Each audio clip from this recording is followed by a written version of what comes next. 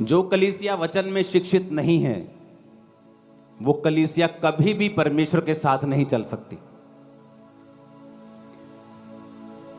जब यीशु मसीह ने शैतान को हराया और शैतान ने कहा कि अगर तू परमेश्वर का बेटा है तो इन पत्थरों को बोल ये रोटियां बन जाएं, तो उस समय परमेश्वर को सबसे ज्यादा अगर किसी चीज की जरूरत थी तो वो पैसा, कोठियां नहीं थी। 40 दिन की भूख लगी थी तो परमेश्वर को रोजों के बाद खाना चाहिए था, तो शैतान ने खाने में परमेश्वर को परखा।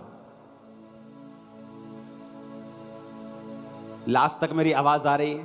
क्लियर? हाथ हिलाओ। लास्ट में आगे वाली तो आ रही है, लास्ट में भी हाथ हिलाओ जरा। लास्ट जो खड़े हो हाथ हिलाओ, आवाज आ रही है? पीछे अगर आवाज क्लियर नहीं है तो हाथ हिलाओ, अगर क्लियर नहीं है तो परमेश्वर ने जब शैतान को कहा कि शैतान, लिखा है कि इंसान केवल रोटी से नहीं परंतु परमेश्वर के मुंह से निकले एक एक वचन से जीवित रहेगा, तो आपको यह बात मालूम होनी चाहिए कि शैतान ने भी, जब परमेश्वर का वचन शैतान के मुंह पर मारा गया तो शैतान के अंदर भी हिम्मत नहीं थी कि वो परमेश्वर के वचन को कह सके नहीं ये झूठ है, नहीं ऐसा नहीं होता। आप नोटिस करेंगे शैतान ने एक भी बार ऐसा नहीं कहा। उसने क्यों ऐसा नहीं कहा? क्योंकि शैतान भी ये बात जानता है कि परमेश्वर के वचन की अथॉरिटी का सामना शैतान कभी नहीं कर सकता। जिसके पास अगर परमेश्वर का वचन है और उसने अपने दिल में उसे अपना लिया है और वो उस वचन को पानी देता और उसकी रक्षा करता है और समय पर बहकता नहीं है, तो वचन ये कहता है कि शैतान उस व्यक्ति का सामना कभी नहीं कर सकता और उसके ऊपर अपना अधिकार कभी नहीं रख सकता।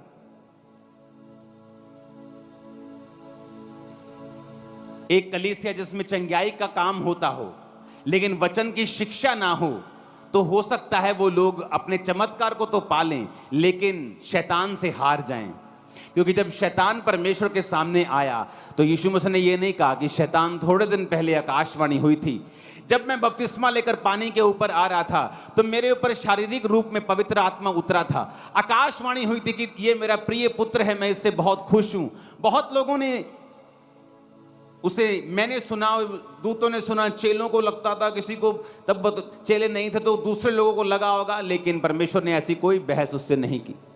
परमेश्वर ने कहा शैतान, लिखा है। क्योंकि यीशु मसीह जानते थे आपके जीवन में जितने मर्जी चमत्कार हुए हों वो आपके विश्वास को बढ़ाते हैं, वो आपको परमेश्वर के साथ करीब कर देते हैं, उसकी पावर का स्वाद आप चख लेते हैं।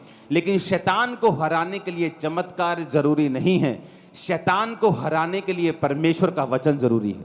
क्योंकि वचन का सामना वो कभी नहीं कर सकता, वचन की अथॉरिटी के सामने वो घुटने टेक देता है।